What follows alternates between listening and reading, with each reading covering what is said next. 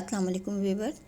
इस वक्त मैं आपको एक 10 साल की बच्ची के लिए एक सिंपल मगर स्टाइलिश कुर्ती बनाना बता रही हूँ। इसके लिए मैंने ये पतली लंबी पट्टियाँ जो काटी हुई हैं, ये पाइपिंग के लिए पाइपिंग लगानी है। मैंने ये स्लीव्स का कपड़ा है और इसके लिए मैंने ये लेंथ ले रखी है, पहले से डबल किया हुआ है फैब्रिक को। ये कॉटन फैब्रिक है। इसकी लेंथ मैं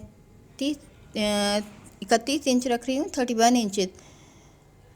और अगर हम बड़ी कुर्ती बनाते हैं तो हमें पूरे अर्ज़ का कपड़ा लेना पड़ता है। इसकी जो चौड़ाई है पूरी कपड़े की वो 37 इंच है, लेकिन मैं इसको 31 इंच यानी 1 इंच ही रखूँगी, क्योंकि बड़ी बच्ची की कुर्ती नहीं है ये। अगर हम बड़ा रखते हैं तो हमें पूरा ही अर्ध इसका रखना होगा। इसकी चौड़ा इसलिए रखा हुआ है ताकि इसके कॉर्नर भी बनाने हैं इसमें। इसका जो शोल्डर है मैंने इसको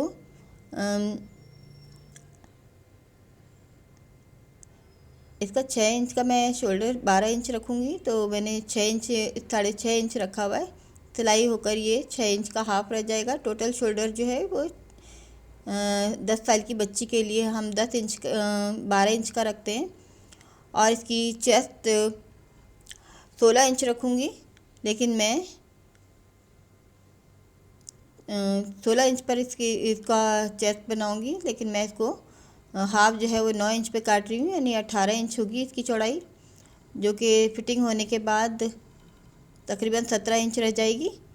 ये कुर्ती थोड़ी सी खुली है। मैंने इसकी जो लेंथ है शोल्डर की वो 6 इंच रखी है।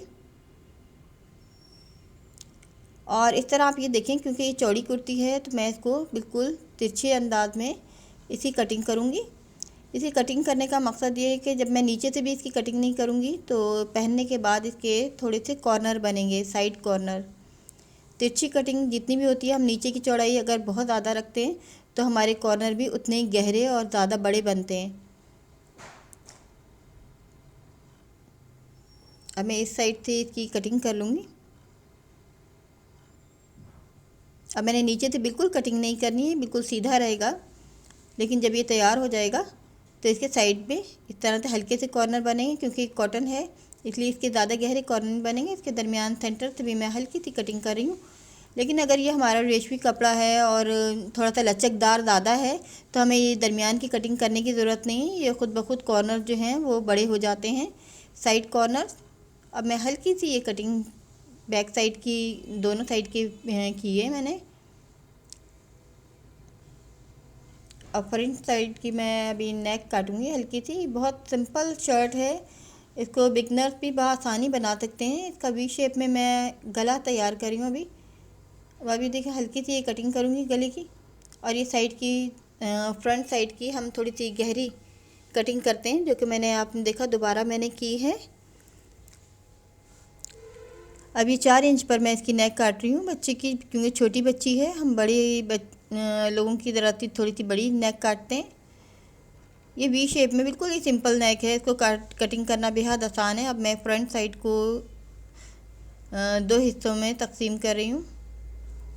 ये 2 पीसेज हो जाएंगे और इसमें पूरे में पाइपिंग लगेगी। ये बहुत ही सिंपल सी आसान सी शर्ट है, इसको घर में सीना बहुत बेहद आसान है। जो लोग ज़्यादा सिलाई नहीं जानते वो भी बआसानी सी सकते हैं। ये मैंने पट्टी पूरी राउंड शेप में लगानी है पाइपिंग के तौर पर। ये मैंने तिरछी पट्टी इसलिए नहीं ली है कि इसमें कोई राउंड चीज़ें कहीं भी नहीं है, वरना हमें लाजमी तिरछी पाइपिंग बनानी पड़ती है। अभी स्लीव्स की मैंने ऊपर के साइड की चौड़ाई ले रही हूँ मैं। ये मैंने पीस अलग कर लिया।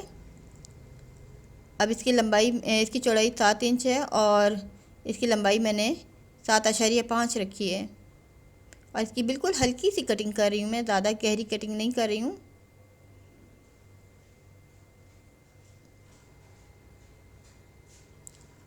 ये देखिए सिंपल भी है शर्ट, और ये पूरे अर्ज का कपड़ा मैंने रख लिया। इसमें से दोनों स्लीव की फ्रिल बनानी है मैंने। और आप देखें इसकी लंबाई मैंने 8 इंच रखी है और पूरा कपड़ा ही है। अब जब मैं इसे चुन दूँगी तो इसकी शेप कुछ इस तरह से आ जाएगी। अब आप ये देखें, हमें ये शोल्डर भी नापना होता है। अगर हमें लगता है हमारे स्लीव्स के हिसाब से शोल्डर कम है तो हम इसकी मज़ीद और कटिंग कर लेते हैं। लेकिन अगर हमें लगता है कि शोल्डर की कटिंग कम आ रही है, शोल्डर कम आ रहा है स्लीव्स का, तो हम शोल्डर की भी इसी तरह गहरी कटिंग कर लेते हैं। अब इसमें सबसे पहले आप ये देखिए कि मैं इसके शोल्डर जोड़ रही हूँ। फ्रंट बैक के शोल्डर जोड़ने के बाद इसकी साइड हो जाएगी। इसमें सबसे पहला मरहला आसान यही है। ये काम आमतौर पे हम कुर्तियों में आखिर में करते हैं, एंड में करते हैं, बहुत जल्दी नहीं करते हैं नेक बनाने के बाद, लेकिन इसकी शोल्डर और साइड फिटिंग सबसे पहले होगी।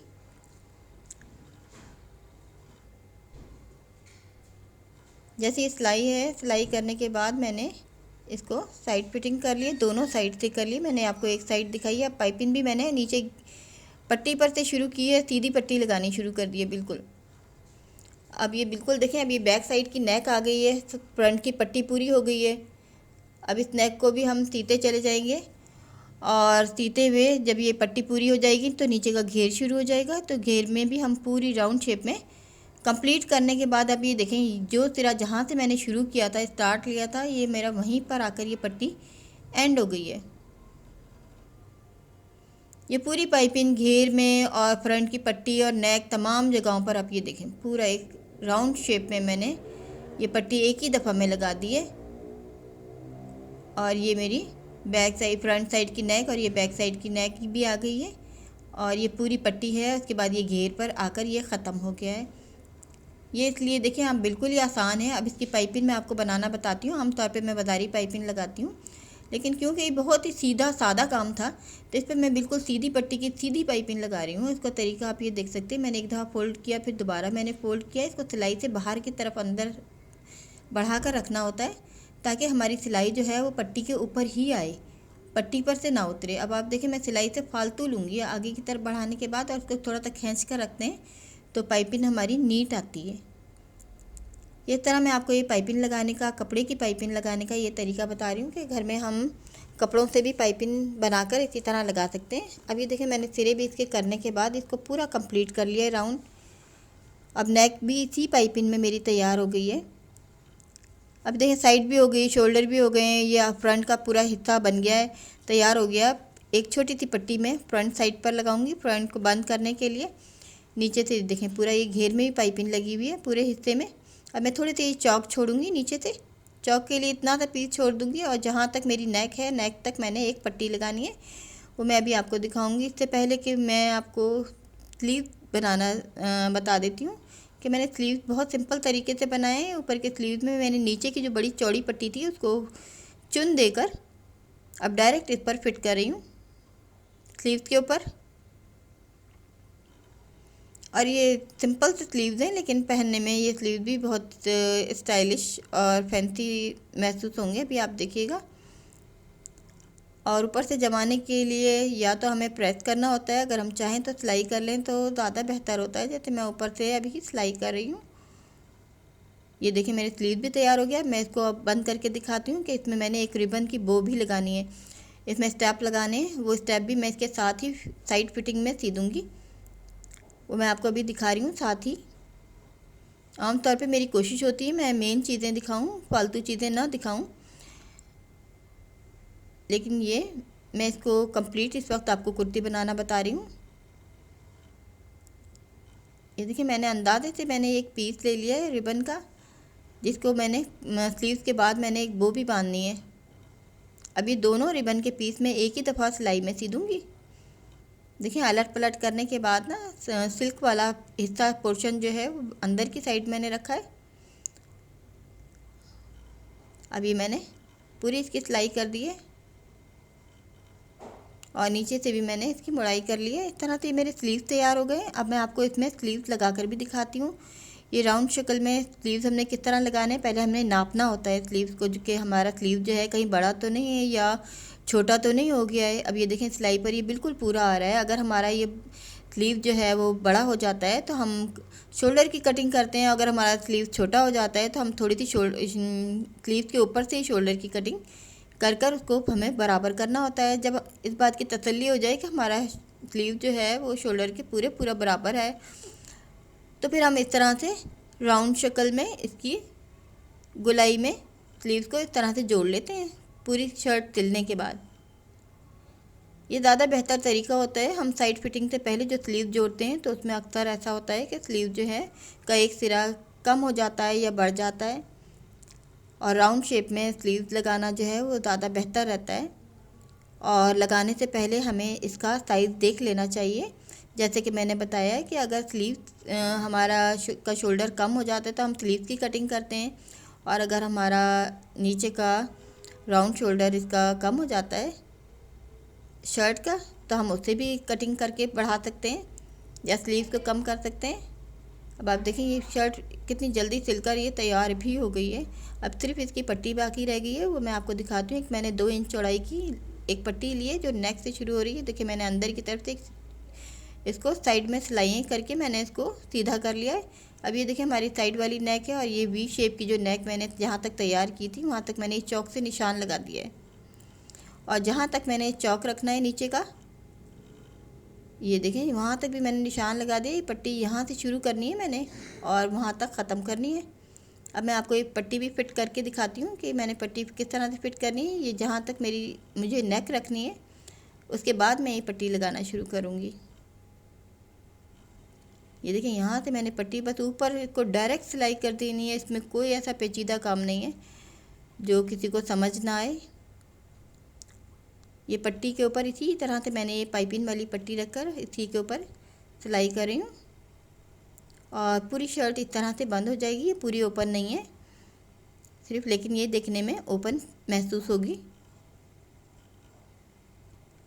अब ये दूसरी वाला हिस्सा भी जो है मैं इसी के ऊपर रखकर डायरेक्ट जोड़ दूँगी, और पट्टी की वजह से ये पूरी कवर हो जाएगी। अब देखिए नीचे वाले दोनों चौक का पहले हम अंदाज़ा कर लेते हैं, ये पूरे पूरे हों, कहीं छोटे बड़े ना हो जाएं। देखिए यहाँ तक लाने के बाद अब मैं यहीं से इस पट्टी पर लगाकर इसको बाकी की सिलाई भी कर दूँगी। अब हमें ये दोबारा तसल्ली कर लेनी होती है कि ये हमारा चौक छोटा बड़ा ना हो जाए। अब इसी के ऊपर पट्टी के ऊपर हमने ये पाइपिंग वाला हिस्सा रखने के बाद दोबारा सिलाई कर दी है। ये इस तरह एंड तक जहाँ तक हमारी पट्टी है हम सिलाई इस तरह करते जाते हैं।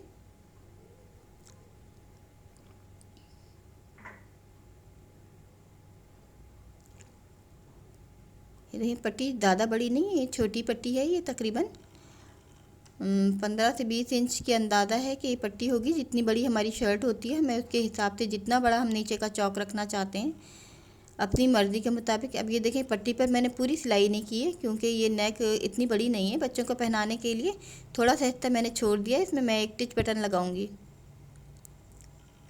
और यहाँ से टिच बटन लगाने के बाद ये बंद हो जाएगा।